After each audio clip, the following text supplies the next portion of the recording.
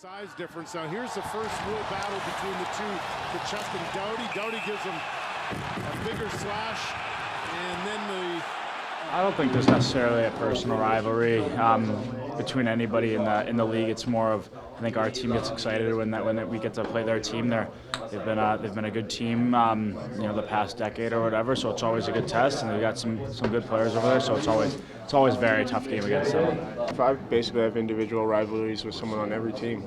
That's just the way she goes.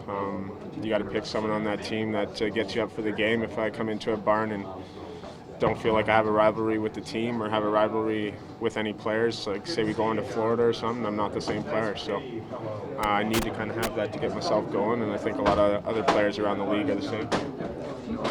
It's something to talk about before, to build up the game and all that fun stuff. And not to mention two really good players, two players that are going to be on the ice a lot and on the ice a lot against each other. So we'll see what happens tomorrow night. Everyone likes playoff hockey. How come? Intensity ratchets up. So if the intensity is ratcheted up for whatever reason, everyone's good with it. Players, last game we played them, I don't remember anything happening. I don't know. I don't know, but it's a new year. They got a new coach. They're going to be organized. They're going to play hard. Proud group of men in that room. We're trying to get some traction. We're a 500 team. It's great that our league has stars like that, and I consider both of them superstars that compete like that on a nightly basis.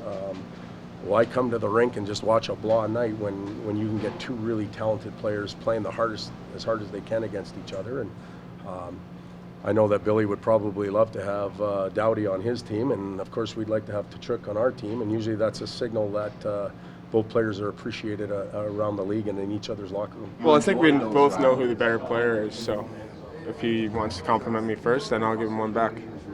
Yeah, he's a good player, and he's had a good career. So yeah, he's a good player.